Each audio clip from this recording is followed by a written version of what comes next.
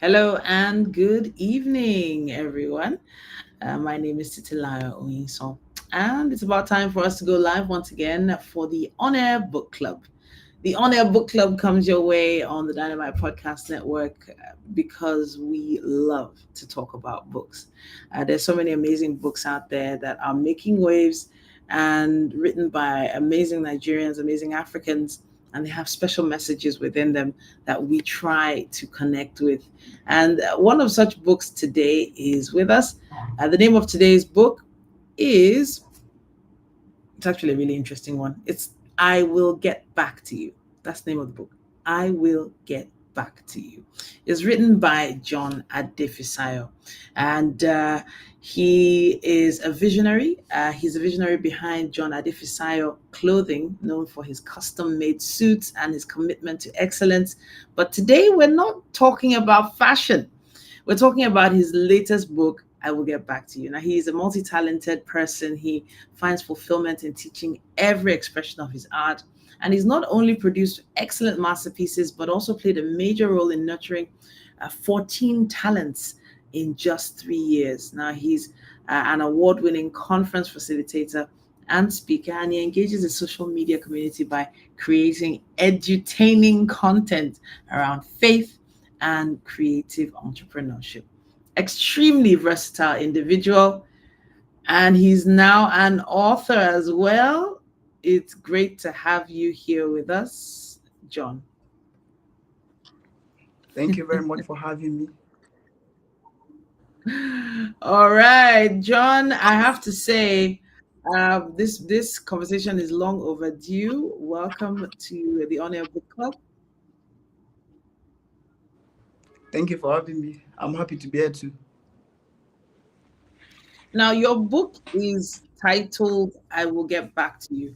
And the term I will get back to you has in terms of marketing and communications and even just doing business anywhere in the world, when you hear I will get back to you, or even if you're looking for a job and you hear I will get back to you, there's this feeling it gives you, you know, it's like a 50-50 kind of thing. It's like you don't know whether they're for you or against you. You don't know if they're with you or they're not with you.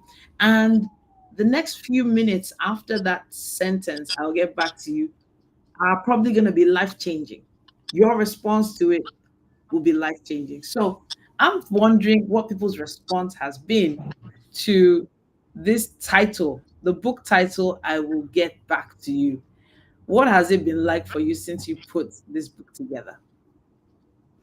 Wow, so far I think some people are even trying to be playful with me. They said they want to buy a book and they'll tell me I will get back to you.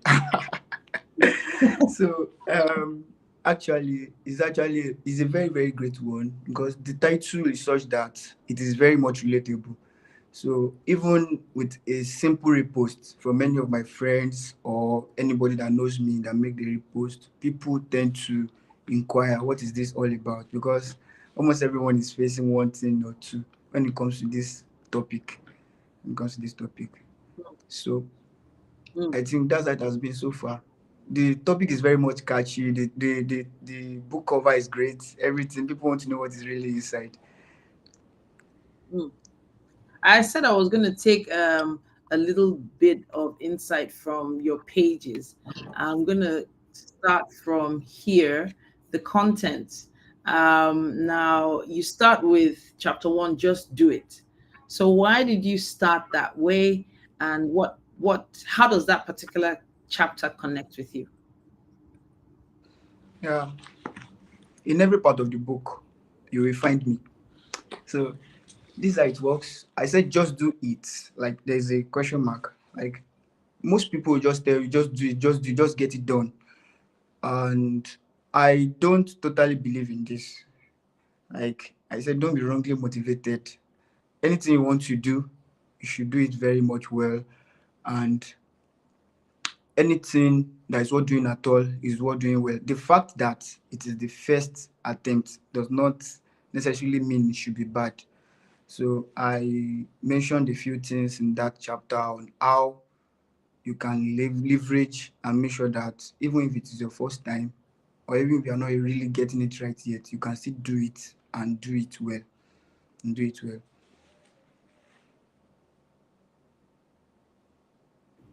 When you were putting the book together, um, when you were putting the book together, who exactly were you writing this book for?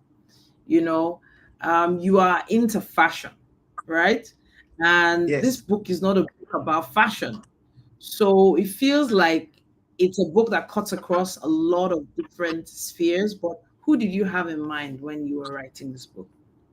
I'm a very big fan of creative entrepreneurship. I'm very much interested in creativity, in the business of creativity. When we decide to earn a living from doing what we enjoy doing. So I said in one of my videos that I write for people on the streets. Yes, I've read a lot of books, and I've also I had that some of these experiences. I decided to put it together and simplify it so that it can be very much relatable. There's like there's no information that is small. So I decided to put what I have learned, what I have practiced, and what has really worked for me, and I have seen worked for other people. Before I put this into a book, I have used it on people. I have I have used it to instruct like many people, both physically and online too. So I have used it to instruct a lot of people, and they have actually reached out to me to give testimonies or to give me reviews that this actually worked. So I decided to put it in the book so that it can reach more audiences. So what I have written there is very much relatable. It is simple, no jargons. It's fun to read, and it is easier to also remember. Small errors that can cause big problems. That is what I've written there. How to avoid them and get positioned that even avoid bigger ones. So I'm writing for people who are just starting, or people who are still young in the business of creativity. The business of creativity. So those are the people that I'm writing for. People who are young and they are just starting, so that they can do Thank you it so and much do for it that. right. I don't So, totally believe in trial and error. so now creative entrepreneurs are known for their creativity. They're known for Yes. the work of their hands, right? Yes. Yes. They're not always known for their business acumen, right? So, in your opinion, or based on what you put together in your book, how can creative entrepreneurs sort of develop that business acumen side without losing the creativity? Because the stress of Nigeria in general, the stress of the whole business environment, the economy is enough to kill creativity on many levels. But based on what you put together in your book, what are your thoughts? All right. To start with, I would say that whatever that is hinged on creativity, whatever that is hinged on creativity does not survive under stress. Under stress, money is not really the first thing to look into. There's a chapter in it. It's in you. There's a chapter in it. The title is in you. I have extensively discussed how to maintain your sense of self. You might have equipment, you might have a lot of knowledge, have a lot of this, a lot of that, but ensure that your sense of self is still very much upright. Once you lose yourself, you lose every other thing, because your mind is your greatest asset, and that is what you are going to be you're going to be deploying, you're going to be deploying to make money. So in everything you do, that's why I said I explained something around niching down, that you don't have to be doing everything, and everybody's not your client. You don't have to take every work. So when you follow instructions like this, the whole stress in the country is enough. You will not be adding more to it.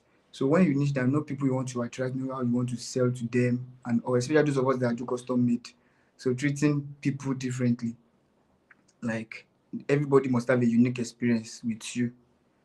So this way, if you are not very careful, if you have a clientele that you cannot manage, then there will be problem, and you start losing yourself gradually.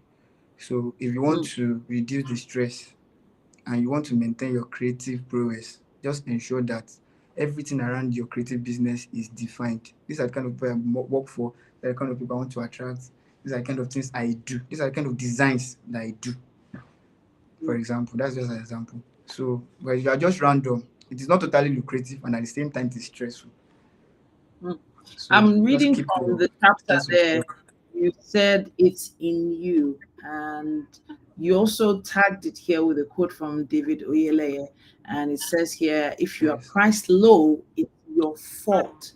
You need not be told that your brand's overall success and growth depend on one major thing, that is you. Yes, you. Especially as a creative entrepreneur, your business is an accurate reflection of you. You are the brand. Better put, you build your team with what you know, your knowledge, your skills, moral beliefs, have a way of reflecting in your business." Moral Yes. beliefs in Nigeria. Actually, actually, we Moral still have beliefs that. in Nigeria. We still have that. We still have moral beliefs, eh? Ah, yes, We very do. from person to person. Yes, I strongly believe that varies from You person to strongly. person, because what we call morals varies from person to person. So the personality of the oga is what is going to reflect down throughout the entire staff and everything they Mm, are going to be doing. mm, So it's all about you. Just fix. I wrote it there. I said fix yourself first. If there's any other thing that needs to be fixed, it is you first. mm. So fix yourself You first, because you can't give what you don't have. You mentioned self, a sense of self here. You talk about this. You say it this way. You say, "I do not need to throw a punch to defeat you. I only need to make you doubt your own strength." One man describes a cup as half filled with water, another man describes it as half empty. Where one man sees death, another man may see life. Don't underestimate the power of the mind. Whether you will be successful or fail is first a mindset, it's in It you. is in Some you. powerful quotes here, powerful quotes here. But you said know yourself first. The way you put it, know yourself first. Then I feel like there's a story behind that that you experienced that you can share with us, Oh, where you had to yeah. connect with yourself. I would love to do that. I at some point I okay, I can say this here. At some point I wanted to be a doctor because I was very bright in my school, very very bright. But it was later I started visiting the hospital, and I didn't really see the essence why I really want to be a doctor. So I something happened when we were young in my secondary school. We wanted to go for a Yoruba quiz competition. So I followed them. I'm a science student too, but I followed them. But it was the question that I answered that made us win. I love Yoruba. I love language arts. Yes, I love performing arts. I love language. I love creative arts. I'm a science student, but I thrive well in fine arts.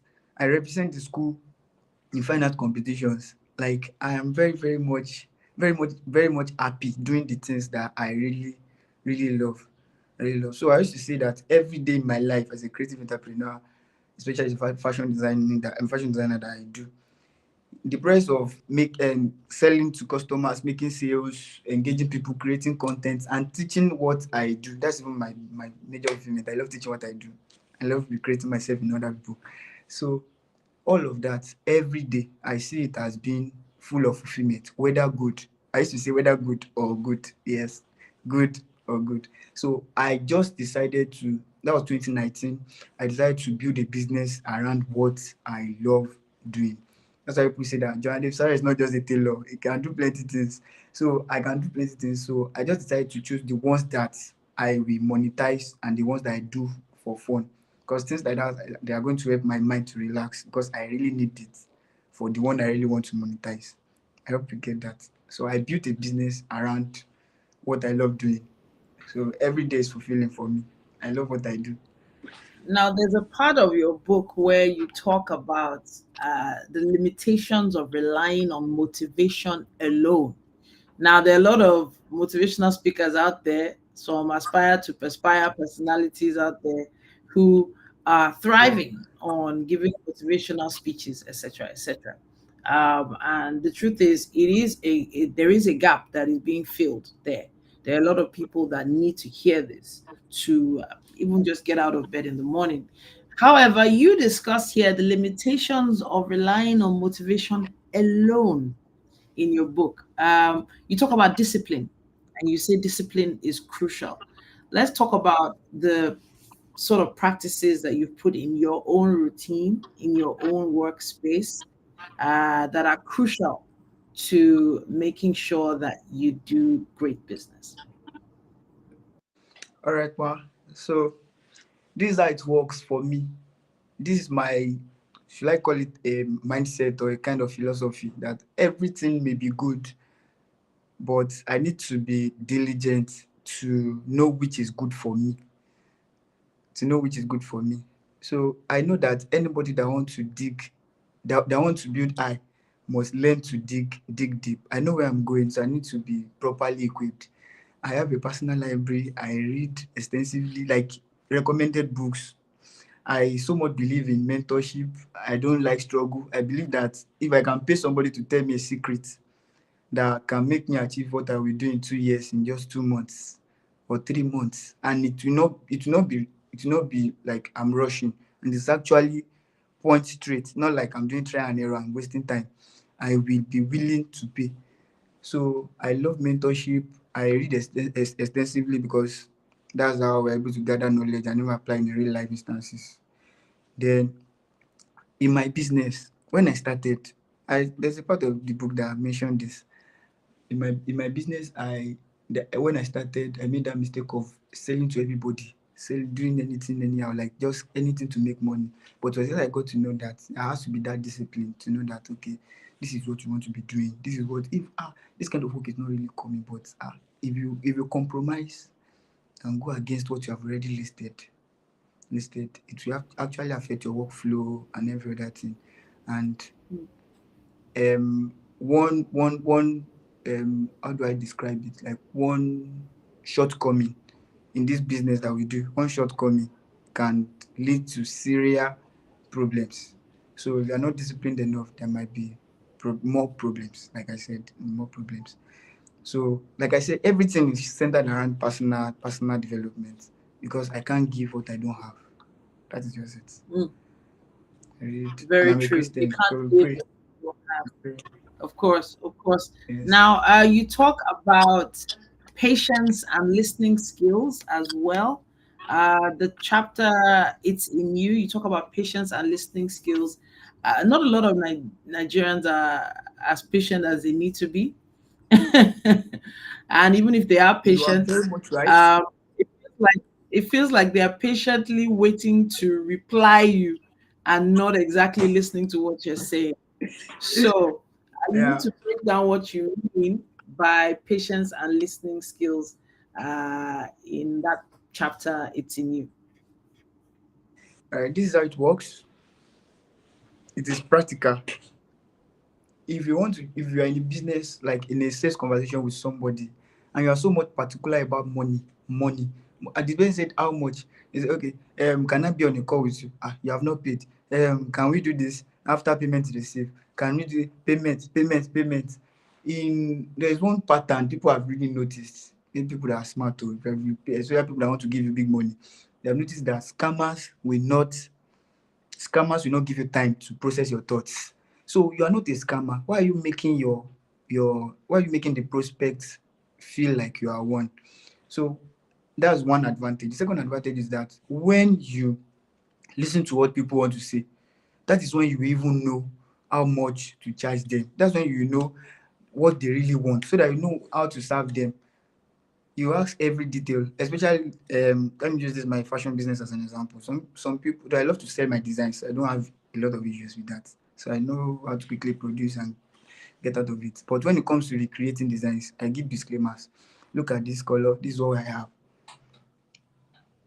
Oh, look at this color, this is what I have. Look at this particular design. This is what I will be able to instead. So I give disclaimer so people will be able to know before we proceed to the payment. So whatever I'm charging them will then make sense to them. So that is how it works for me. Yeah. So you listen first and discuss the bills later. So no, Okay, so it seems like John's camera has gone dark. I'm not sure whether it's a NEPA thing or did you still call it NEPA yeah. now? Or is it NEPA? Yes, yes. Let me find an alternative. Someone is bringing a light for No, me here. no problem at all. I'm going to take a second to go through one of the chapters of your book at this point while we're waiting for you to get the power back. Uh, Now, you have a chapter called Curating a Stellar Offer, and I'm going to be going through that particular page right now. Let's see if I can find it. Okay, this is it. Okay, so this is how it goes. It Yeah, says, I'm with you, man. approach each customer with the idea of helping him or her solve a problem or achieve a goal, not of selling a product or service. Now, you quoted Brian Tracy here. Now, you say here to curate an offer means to say that someone will pay a specified amount in exchange for something of equivalent value. Your offers should be so irresistible that people find it hard to say no. Different conventional strategies have been employed to create irresistible offers. And bulk selling is to create offers in packages and grades while you attach prices as appropriate. Printing packages from exquisite designs by Jade, brand design packages from Adefat MBC, wedding suit officers from offers from John Adefisayo, prices of photo shoot sessions with Mola visuals also come in tiers. Now, this inevitably requires a great knowledge of tier pricing strategy to maximize profit. So, um, maximizing profit at this point is very key, right? Very, very key. Yes, ma'am. And once you've figured out how to maximize your profit, I guess you've learned one of the tricks of the trade, right? But at Yes, a ma'am. point, when does it come? When does it um, evolve from overselling or underselling yourself? Because yes, you're involving, like for instance, you provide the wedding outfit now, but you know a photographer, you know someone who can do delivery, you know who can design packages, etc., etc. In the economy we are today, giving packages, does this really work? Does it really work out financially speaking? Let us know. Let us know. I didn't get that package. I didn't get that.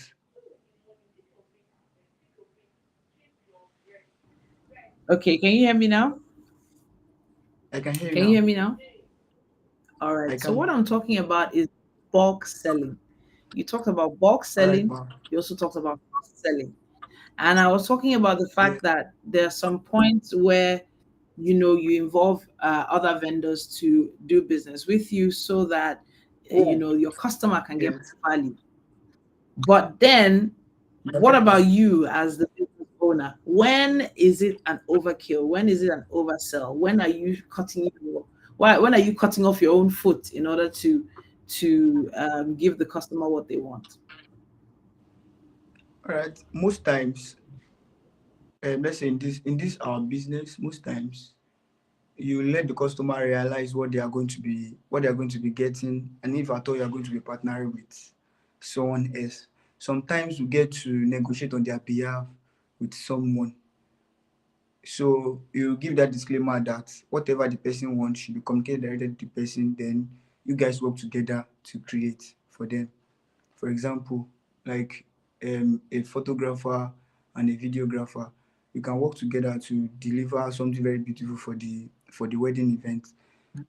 Like someone that is doing beats can work together with me as a suit designer, and we create something very much beautiful.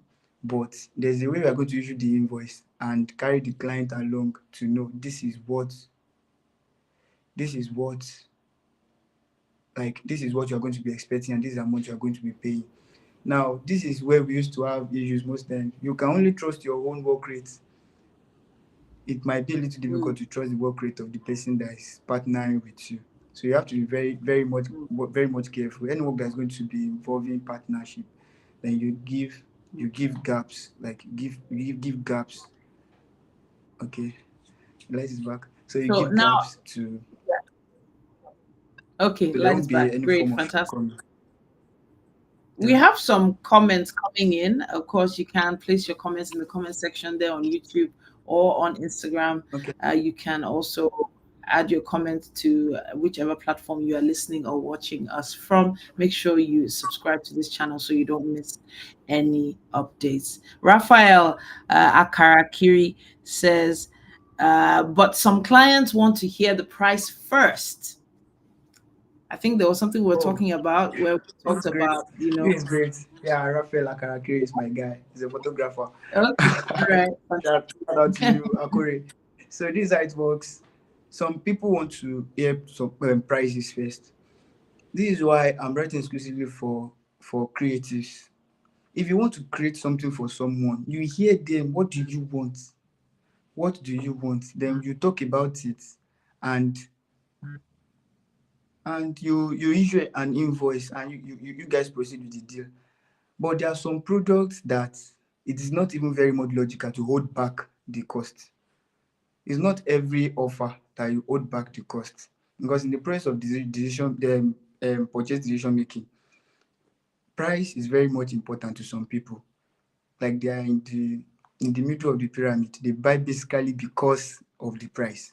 So if you are trying to attract those kind of people, depends on who you are trying to attract. People that buy because of the price, then you must put your price.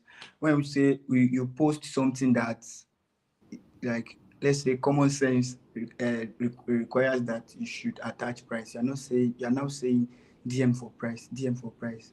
It's not very much. Mm, It's not very much logical. But when you have offers that it is custom made, okay, I want to consult for wedding. I can't tell you the price. Okay, mm, this is the color, this is the color, this is the fabric, this is the time we're going to be able to deliver, this is how we are going to reach people that want to come for that want going to get the measurements of these people, your groomsmen. This is how we're going to be making the delivery. Everything that needs to be done, like discuss it and issue an invoice according to that. So that's how it works. So some businesses, at least some deals, can never work with price first. So I mm, wrote it in the part of that book when I was giving the that chapter 6, that's relatable guide. Even if the first question is how much, try your best to boycott it, because once you mention the price, you have already transferred the power in that mm, conversation to the customer. Whatever you say does not really make sense to them. They will just be comparing to what you have said with the price you have mentioned at first. Even sometimes mm, when you tell people the price and they send you the money immediately, now you said they want to buy this suit. You said, okay, no, you mentioned price first, too. You didn't discuss anything. Now, after the payment is made, they now say, oh, we want silver button. Oh, we want feathers to be on it. Oh, we want this, we want that. You will put it. Oh, you have collected money. You mm. get, you're going to put it. Yeah, this you You cannot say, sell, oh, that will attract extra cost. No, no, no, no, no. sell by that transaction. So what you are saying is give as much information, frame your product as much as possible As much as before possible. putting the price out there. Yeah. There are some people that are impulse buyers. They see something, they like it, they buy, right? But in the Yes. economy of today, the economy of today, people are buying according to how much they have, according to the fabric they have, not according to the size they are at this point. Yeah. Um, and I love how you put everything together in your book. You talk about framing here. You say, framing is how you present How your you product present. and your services to the public, the perception, which is basically what we're talking about here, how you push your product forward is how it will be received essentially. So Raphael has another comment here. He says clarity and information first before pricing. Clarity and information first before pricing.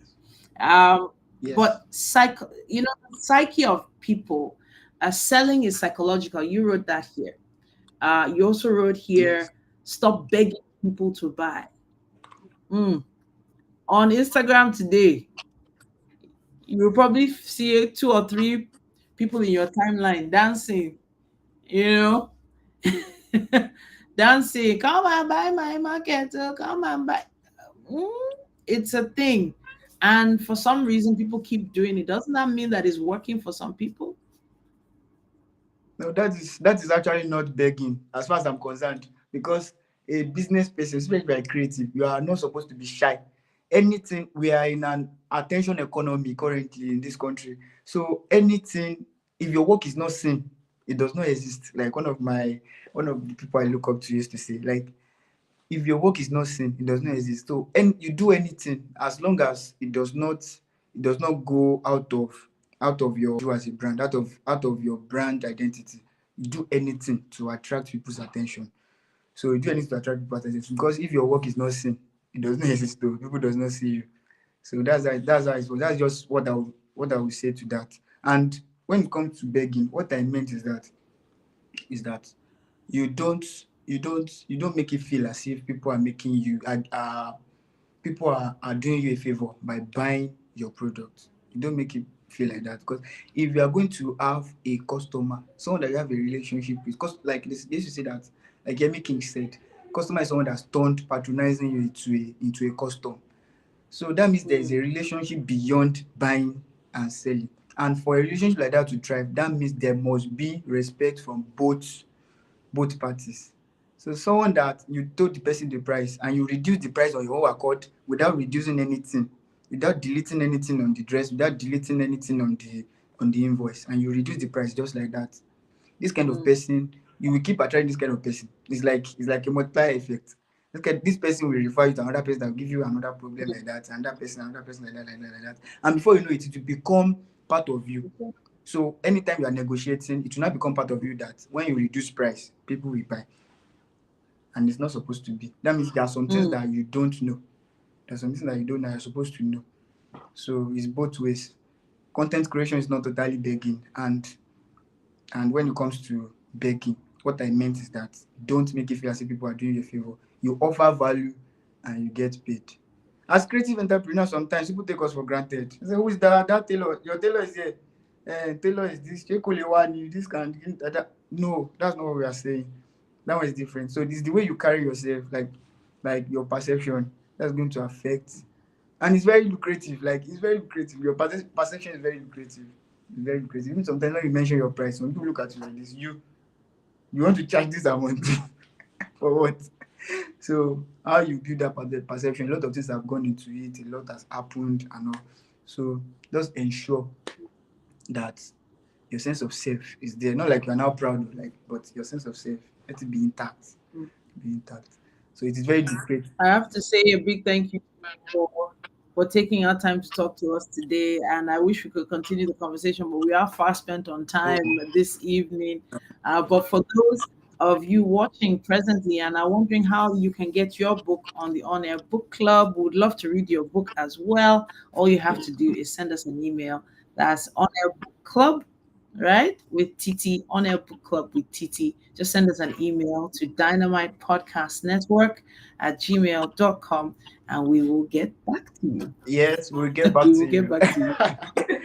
That is the word. Yes, it is. Congratulations on your book and Godspeed. I think Nepa have done it again, eh? Oh, well. Mhm. Okay. All right. You're there. Okay. You're there. The book title for today is I Will Get Back to You. Our author for today is John Adefisayo. He is an amazing designer, clothing designer, tailor, and creative content creator. And he's now an author. Congratulations. The book is being launched what day exactly? On Friday, What day? This this Friday, day Friday, after yeah, tomorrow. All right. yes, Friday. Day after Congratulations on the book. Thank you to Raphael Akarakiri for your comments and contributions to today's show. And yeah, we'll be looking out for all your future comments. He says, congratulations to you, John. And yes, based on what I've read from your book, I have a feeling a lot of people are going to enjoy reading this particular piece. Yeah. You really, really put your heart on that paper, and I'm feeling it. Thank you so, so All right, much, ma. John. All right, then. Until we come your way next time, this has been the On Air Book Club. And yeah, the On Air Book Club comes your way at least once a week. We do what we can to connect with books written by amazing people. And there are amazing messages within that we do what we can to connect with. Today's book was no different. And I'm just so pleased and impressed that in all, our author was able to put his messages on paper. He was able to empty himself, his thoughts, and of course, he's implementing a lot of what he has put on paper in his own business. So he's putting it to practical use. Now, there are a few of you who have those thoughts in your mind, and you're probably wondering, can I put a book together? It is possible. I myself have started ghostwriting recently, and it is a really interesting experience. But yeah, let me let you go now. Please tell a friend, subscribe, hit the notification bell so you don't miss the next episode of the On Air Book Club. Until we come your way next time, once again, my name is Titilayo Oyinsan.